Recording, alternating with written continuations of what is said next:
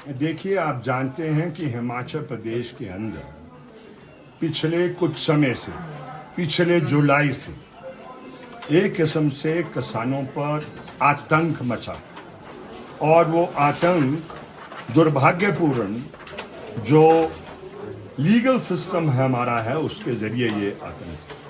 लेकिन हम शुक्रगुजार हैं हम देश के सुप्रीम कोर्ट के, जिसने पिछले दिनों में फैसला दिया ये बाबू राम के केस के अंदर कि जो हिमाचल प्रदेश के अंदर बेदखली हुई है वो बेदखली सिर्फ इनवैलिड नहीं है, लेकिन बगैर स्पीकिंग ऑर्डर से है और बगैर प्रिंसिपल ऑफ नेचुरल जस्टिस को फॉलो करके वो फैसले हुए हैं।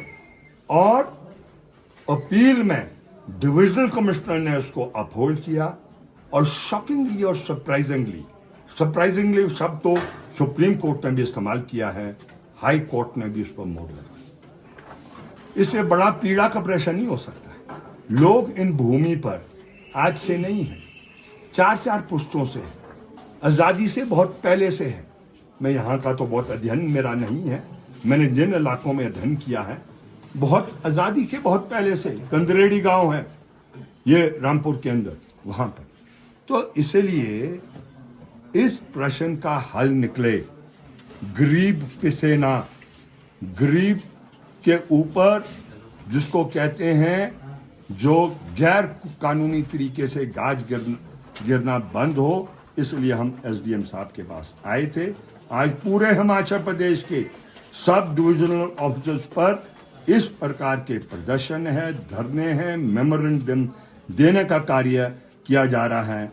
मैं यहाँ पर स्वयं आया हूँ चौपाल के अंदर, इसलिए आया हूँ 16 और 17 के दौर पर जितनी बेइंसाफी जो यहाँ के डीएफओ साहब है, मैं समझता हूँ इतना दुनिया में किसी भी अफसरान में कभी भी ऐसा कार्य नहीं किया होगा।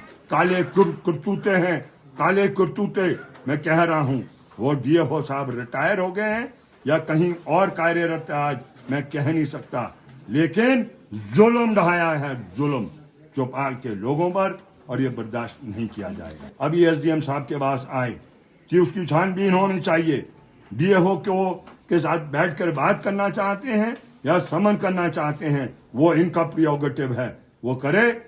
लेकिन मेरी जानकारी के मुताबिक ये बेदखली का दौर अभी भी चौपाल के इलाके के अंदर जारी है, जारी रखे, हमें कोई आपत्ति नहीं है, लेकिन ये कानून के प्रावधानों के तहत होनी चाहिए। और क्योंकि सुप्रीम कोर्ट ने कह दिया है कि इसमें आपको स्टेटस को मेंटेन करना है, तो मेहरबानी कर कर उसका अध्ययन कर कर आगे आदेश दिए जाए जो भी ये देना चाहते हैं। कि आज भी मैं आपको बता रहा हूँ, अगर देश के अंदर FRA के तहत भूमि को नियमित करने का कार्य हुआ हो या पट्टा लोगों को मिला हो, संगठित होकर ही जहां लड़ाई लड़ी गई, त्रिपुरा के अंदर, महाराष्ट्र के अंदर, छत्तीसगढ़ के अंदर, झारखंड के अंदर, उड़ीसा के अंदर, तेलंगाना के अंदर,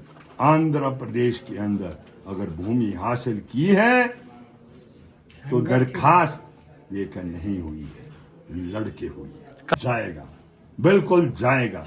आपने मिसाल देख ली है, देश में मॉडल देख लिया है, जो देश के किसानों ने 3 कृषि कानूनों को वापस लेने का मॉडल बनाया है। उस मॉडल को हम हिमाचल प्रदेश में तैयार करने वाले हैं।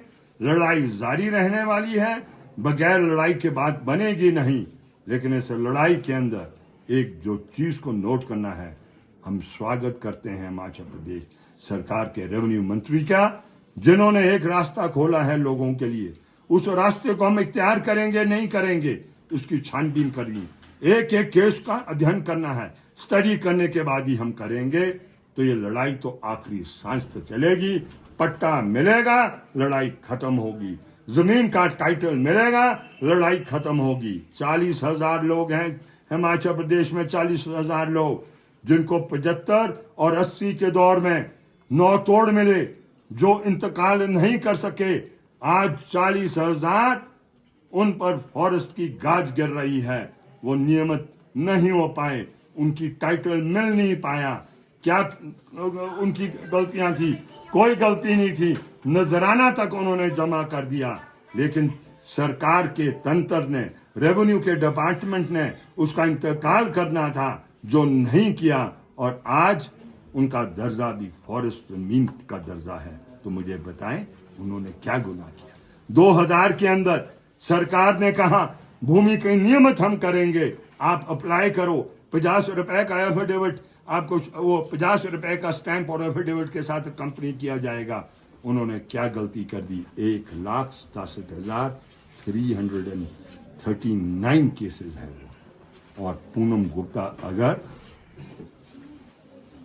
तय कर देता है कि वो कानून हिमाचल प्रदेश की विधानसभा ने जो पारित किया था वो गैर कानूनी है, तो 1,67,339 लोगों पर गाज गिरने वाली है।